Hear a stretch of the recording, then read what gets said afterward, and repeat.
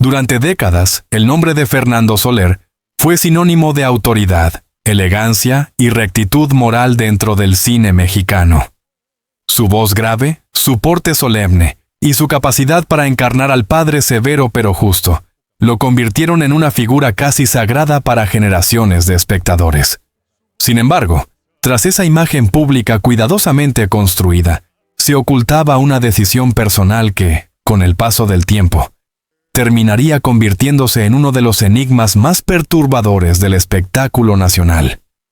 Fernando Soler murió sin firmar un testamento. La pregunta parece simple, casi burocrática, pero sus implicaciones sacudieron a México durante años. ¿Por qué un hombre tan meticuloso, tan consciente del orden y la disciplina, decidió no dejar por escrito su última voluntad? Para comprender el impacto de esta omisión, hay que entender primero quién era Fernando Soler dentro y fuera de la pantalla. Nacido a finales del siglo XIX, Soler no solo fue actor, fue jefe de familia, patriarca de una dinastía artística y símbolo de estabilidad en una industria marcada por excesos, pasiones y tragedias. En el cine de la época de oro, Soler representaba la ley. Era el padre que imponía normas, el abuelo que defendía el honor, el hombre cuya palabra no se discutía. Esa imagen trascendió la ficción y se instaló en el imaginario colectivo. Fernando Soler no improvisaba. Fernando Soler decidía. Por eso, cuando tras su muerte se confirmó que no existía ningún testamento legal, la sorpresa fue mayúscula. No solo entre sus herederos, sino también entre colegas, abogados y periodistas especializados. La noticia no explotó de inmediato. No hubo titulares escandalosos ni comunicados oficiales en las primeras horas. El silencio fue casi absoluto. Pero en los pasillos de los tribunales, en los despachos de notarios y en las sobremesas familiares, empezó a circular una inquietud incómoda. El gran Fernando Soler no había dejado instrucciones claras sobre su herencia. En un país donde el testamento es visto como un acto de responsabilidad moral, especialmente entre figuras públicas, la ausencia de este documento abrió una grieta peligrosa. Pronto surgieron versiones contradictorias. Algunos aseguraban que sí existía un testamento, pero había sido ocultado. Otros sostenían que Soler se negó deliberadamente a firmarlo. No faltaron quienes insinuaron conflictos familiares profundos, silenciados durante años. Nada estaba confirmado, pero una cosa era clara. El patriarca había dejado tras de sí un vacío legal y emocional. Hablar de la herencia de Fernando Soler no es hablar solo de bienes materiales. Su legado incluía propiedades, derechos de autor, objetos personales de valor histórico, pero sobre todo un apellido cargado de peso simbólico. La familia Soler era considerada una de las más respetadas del medio artístico. Hacia afuera, proyectaban unidad. Hacia adentro, según diversas fuentes periodísticas de la época, existían tensiones no resueltas, diferencias de carácter, choques generacionales y heridas que nunca llegaron a cicatrizar del todo. La falta de testamento no hizo más que sacar a la superficie conflictos latentes, transformando el duelo en un proceso frío, legal y doloroso. Aquí surge la pregunta que obsesionó a cronistas y biógrafos. ¿Fue un descuido o un acto deliberado? Fernando Soler no era un hombre distraído. Administraba su carrera con precisión, cuidaba su imagen pública y conocía perfectamente el funcionamiento del mundo legal. Resulta difícil creer que simplemente se le pasó firmar un testamento. Algunos allegados afirmaron, años después, que Soler desconfiaba profundamente de los documentos legales. Otros aseguraron que consideraba que su familia sabía perfectamente cómo repartir lo que él había construido. Pero hay una tercera hipótesis, mucho más inquietante. Fernando Soler no quiso firmar un testamento, porque no quería tomar una última decisión que pudiera romper definitivamente a su familia. Firmar un testamento no es solo repartir bienes, es elegir, priorizar, excluir. Y para un hombre que había pasado su vida manteniendo el equilibrio entre autoridad y afecto, Esa última decisión podía resultar insoportable. ¿A quién favorecer sin herir? ¿A quién dejar fuera sin provocar resentimientos eternos? ¿Era mejor no decidir y dejar que la ley se encargara? Para algunos analistas, la ausencia del testamento fue una forma de evasión final, un intento de no cargar con la culpa de una decisión imposible. Lo que siguió a su muerte no fue un escándalo inmediato, sino algo quizá más devastador. Un proceso largo, tenso y silencioso, donde cada parte defendía su interpretación de lo que Fernando Soler habría querido. Sin un documento escrito, la figura del actor se convirtió en un fantasma invocado por todos, pero poseído por nadie.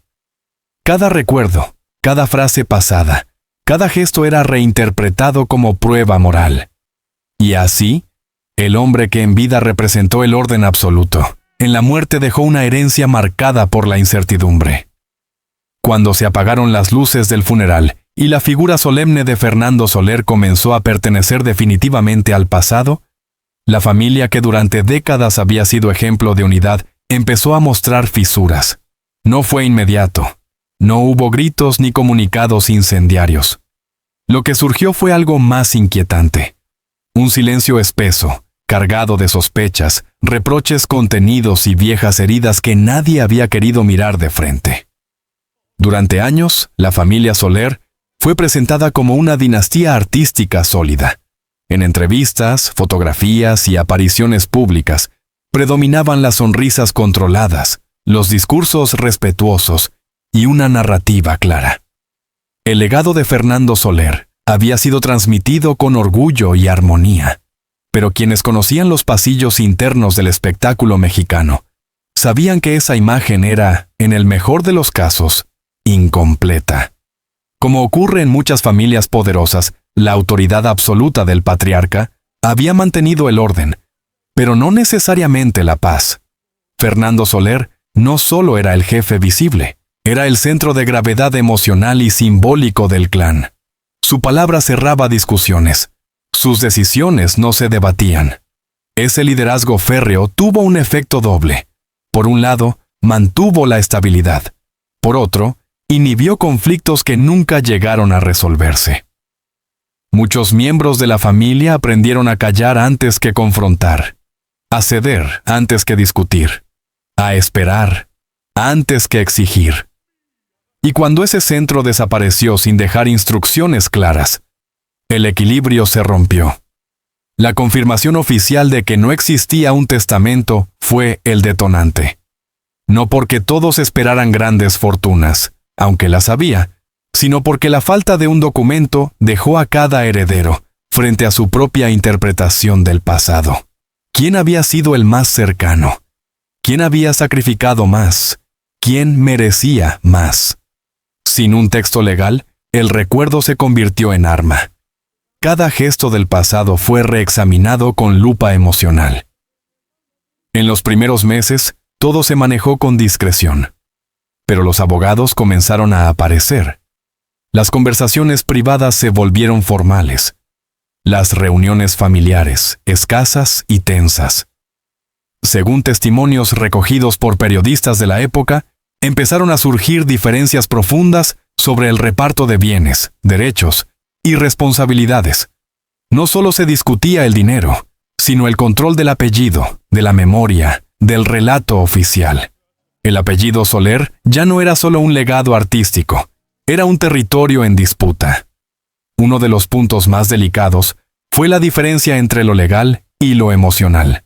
La ley establecía criterios claros, pero la familia hablaba de merecimientos, de cercanía afectiva, de sacrificios invisibles.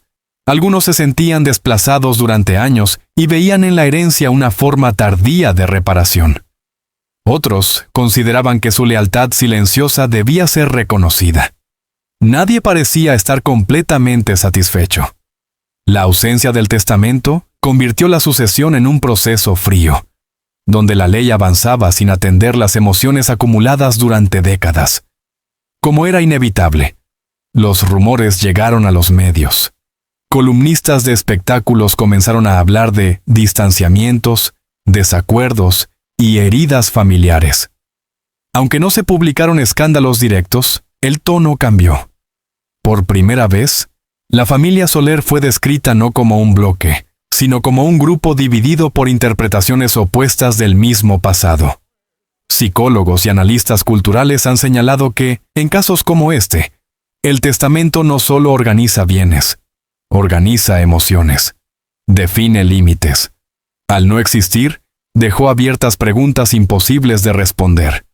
¿Fue una omisión involuntaria? ¿O un acto consciente para evitar elegir entre los suyos? Cada heredero respondió de forma distinta. Algunos con resignación, otros con amargura, otros con un silencio que duró años. Con el paso del tiempo, quedó claro que el apellido Soler, que durante tanto tiempo había unido, ahora pesaba. Cada aparición pública estaba cargada de expectativas. Cada entrevista evitada se interpretaba como confirmación de conflictos. La familia aprendió, quizá demasiado tarde, que el silencio del patriarca había dejado un vacío que nadie sabía cómo llenar. La muerte de Fernando Soler no solo dejó un vacío emocional en su familia y en el cine mexicano. Abrió también un expediente legal complejo, frío y meticuloso, donde los sentimientos no tenían cabida. Allí, entre sellos oficiales, artículos del Código Civil y largas horas de trámites, el mito del patriarca se enfrentó a una realidad implacable. Sin testamento, es la ley quien decide. En México, la ausencia de un testamento activa automáticamente la sucesión legítima, un procedimiento que establece quiénes son los herederos conforme a la ley, sin atender jerarquías emocionales ni acuerdos verbales. Para la familia Soler, esto significó algo devastador. La última voluntad del patriarca debía ser reconstruida sin su voz. Abogados especializados en derecho sucesorio coinciden en que estos procesos suelen ser largos, especialmente cuando involucran figuras públicas y patrimonios complejos. En el caso de Fernando Soler, el expediente creció rápidamente, alimentado por bienes inmuebles, derechos de autor, objetos de valor histórico, ingresos derivados de su obra cinematográfica. Nada era simple. Todo debía ser valuado, documentado y repartido conforme a la ley.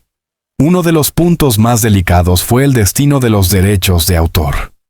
Las películas de Fernando Soler seguían siendo transmitidas, estudiadas y comercializadas años después de su muerte. Cada exhibición generaba ingresos, y esos ingresos debían tener destinatarios claros. Sin testamento, la ley obligaba a repartir esos derechos entre los herederos reconocidos. Pero aquí surgió una pregunta incómoda. ¿Todos habían contribuido de igual manera al legado artístico? La ley no distingue esfuerzo, sacrificio ni cercanía emocional. Solo reconoce vínculos legales. Y eso, para muchos, resultó profundamente injusto. Ante la ausencia de un documento escrito, comenzaron a aparecer testimonios indirectos, frases supuestamente dichas por Soler en vida, promesas informales, comentarios hechos en privado y ahora presentados como pruebas morales. Desde el punto de vista jurídico, estos elementos tenían poco peso, pero desde el punto de vista humano, alimentaron tensiones, sospechas y resentimientos. Cada palabra del pasado era reinterpretada bajo una nueva luz, la de la herencia. Los jueces que intervinieron en el caso no evaluaron emociones ni trayectorias personales. Evaluaron documentos, parentescos y normas. Para la justicia, Fernando Soler ya no era una leyenda del cine, sino un ciudadano fallecido sin testamento. Este choque entre mito y legalidad resultó brutal para muchos miembros de la familia. Algunos declararon años después que fue en ese momento cuando comprendieron que el silencio del patriarca había sido una carga, no un gesto protector. Los procesos sucesorios sin testamento no solo son complejos, son lentos. Pasaron meses, luego años. La espera desgastó relaciones, la incertidumbre se volvió permanente. Mientras tanto, el nombre de Fernando Soler seguía vivo en la pantalla, pero su legado personal permanecía atrapado en trámites interminables. Con el tiempo, el caso Soler comenzó a ser citado en despachos legales y columnas especializadas como ejemplo de lo que ocurre cuando una figura pública no deja testamento. No como escándalo, sino como advertencia. Productores, actores y cantantes comenzaron a hablar, en privado, de la importancia de ordenar su herencia. Fernando Soler, sin quererlo, se convirtió en una lección jurídica. Al final del proceso, la justicia logró repartir bienes, asignar derechos y cerrar expedientes. Pero quedó una pregunta que ningún juez pudo responder. ¿Eso era lo que Fernando Soler habría querido? La ley resolvió el conflicto legal, pero no el emocional, y esa diferencia marcó para siempre a la familia. Cuando el proceso legal por la herencia de Fernando Soler comenzó a filtrarse fuera de los juzgados y llegó a los oídos de la opinión pública, el impacto fue tan profundo como inesperado. No se trató de un escándalo inmediato ni de un linchamiento mediático. Fue algo más sutil, pero más duradero. La erosión lenta de un mito cuidadosamente construido durante décadas.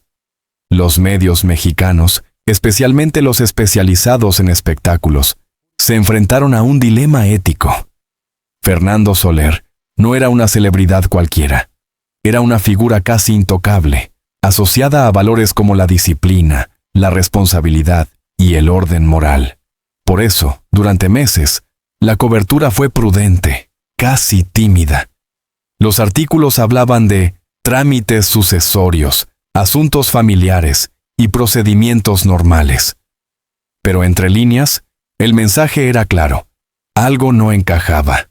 ¿Cómo era posible que el actor que había interpretado al padre ejemplar por excelencia no hubiera dejado testamento? Poco a poco, los columnistas comenzaron a profundizar. No con acusaciones directas, sino con preguntas. Preguntas incómodas que se repetían en editoriales y programas de radio. ¿Fue una omisión o una decisión? ¿Existían conflictos que el público nunca conoció? ¿Había una distancia entre el Fernando Soler público y el privado? La figura del patriarca empezó a adquirir matices. Ya no era solo el símbolo de autoridad, sino un hombre complejo, con dudas, contradicciones y miedos. Entre actores, directores y productores de la época de oro, el tema se discutía con cautela. Muchos habían trabajado con Soler. Algunos lo admiraban profundamente. Otros lo respetaban, pero reconocían su carácter firme, incluso inflexible. En conversaciones privadas, recogidas años después por periodistas y biógrafos, varios colegas coincidieron en una idea. Fernando Soler siempre quiso mantener el control, incluso de su imagen posterior a la muerte. Paradójicamente, al no dejar testamento, perdió ese control. Los homenajes póstumos continuaron. Ciclos de cine, retrospectivas, menciones honoríficas. Pero algo había cambiado. En los discursos ya no se hablaba solo del gran actor, sino también del hombre enigmático, del patriarca silencioso. El público comenzó a percibir una grieta entre el personaje y la persona. Y esa grieta despertó una curiosidad nueva, casi incómoda. Para muchos espectadores, el caso fue una revelación amarga. No porque Fernando Soler hubiera cometido un delito o protagonizado un escándalo, sino porque había fallado en algo que se consideraba básico: ordenar su legado. En una sociedad donde las figuras públicas son vistas como referentes morales, la ausencia de testamento fue interpretada por algunos como irresponsabilidad, por otros como tragedia personal. Nadie parecía tener una respuesta definitiva. Con el paso del tiempo, la narrativa cambió. Fernando Soler dejó de ser visto como una estatua intachable y empezó a ser analizado como un ser humano. Un hombre que quizá temió dividir, herir o decepcionar a los suyos. Este proceso de humanización fue, para algunos, una pérdida. Para otros, una forma más honesta de recordarlo. El caso Soler comenzó a mencionarse en entrevistas con actores más jóvenes, no como chisme, sino como advertencia. Hablar de herencia, de testamentos y de decisiones finales dejó de ser tabú. Sin proponérselo, Fernando Soler influyó incluso después de muerto en la manera en que las celebridades mexicanas pensaban su futuro. Décadas después de su muerte, la pregunta sigue resonando con fuerza en la memoria colectiva de México. ¿Por qué Fernando Soler nunca firmó un testamento? No es una duda jurídica, es una pregunta humana, íntima, incómoda. Tras el análisis legal, el conflicto familiar y el impacto mediático, solo queda enfrentarse a lo más difícil: interpretar el silencio. Fernando Soler vivió toda su vida bajo el peso de la responsabilidad, como actor, como figura pública y, sobre todo, como patriarca. Decidir era su papel natural, ordenar, corregir, guiar. Pero precisamente por eso, la decisión final, la que no admite correcciones, pudo convertirse en una carga insoportable. Firmar un testamento no era solo repartir bienes, era emitir un juicio definitivo sobre quienes lo rodeaban. Y quizás Soler entendió que ningún reparto sería justo a los ojos de todos. Diversos biógrafos y analistas coinciden en una hipótesis central. Fernando Soler temía ser el causante directo de una ruptura familiar irreversible. Elegir a unos sobre otros, dejar más a uno que a otro, priorizar afectos o trayectorias. Todo eso implicaba asumir culpas que tal vez no quiso cargar hasta el final. En lugar de decidir, dejó que la ley lo hiciera por él. ¿Un acto de amor o una evasión? Aquí nace la gran contradicción. Para algunos, su silencio fue un acto de amor mal entendido. Evitar conflictos, no señalar ganadores ni perdedores. Para otros, fue una forma de evasión, impropia de alguien que siempre exigió claridad y disciplina a los demás. La historia no ofrece una respuesta única, pero sí deja claro algo: no decidir también es una decisión, y en este caso, tuvo consecuencias profundas. Más allá de juicios y expedientes, el legado de Fernando Soler sigue vivo en sus películas, en su influencia artística y en la memoria cultural de México. Pero su historia personal dejó una lección que trascendió al cine. La autoridad sin diálogo deja heridas ocultas. El silencio no siempre protege. La herencia emocional pesa tanto como la material. Su caso se convirtió en advertencia para generaciones posteriores de artistas, que comenzaron a hablar abiertamente de testamentos, acuerdos y decisiones finales. Paradójicamente, fue este episodio el que terminó de humanizar a Fernando Soler. Ya no solo el padre severo del cine, sino un hombre con dudas, temores y contradicciones, incapaz de resolver del todo el último conflicto de su vida. Ese silencio final no destruyó su figura, pero sí la volvió más compleja, más real. La verdad que sacudió a México no fue la ausencia de un testamento. Fue descubrir que incluso los hombres que parecen inquebrantables pueden fallar en el momento decisivo. Y quizás por eso, la historia de Fernando Soler sigue siendo contada. No como escándalo, sino como advertencia, como espejo, como recordatorio de que el legado más difícil de ordenar no es el dinero, sino las emociones. La historia de Fernando Soler no estremeció a México por una fortuna mal repartida ni por un pleito judicial interminable. Lo que realmente sacudió al país fue el vacío. El silencio de un hombre acostumbrado a decidir, a imponer orden, a marcar el rumbo de los suyos. No firmar un testamento no fue un simple olvido. Fue el último gesto de un patriarca atrapado entre el deber y el afecto, entre la justicia y el miedo a herir. Al callar, dejó que la ley hablara por él, pero también dejó abiertas heridas que jamás terminaron de cerrar. Su legado artístico permanece intacto, inmortal en la pantalla, pero su historia personal dejó una lección más profunda y universal. No decidir también tiene consecuencias, a veces incluso más dolorosas que una decisión difícil. Por eso, décadas después, esta verdad sigue conmoviendo. Los ídolos también dudan, también temen, y a veces fallan justo en el último acto. Y ese silencio final, lejos de apagar su figura, la volvió eterna.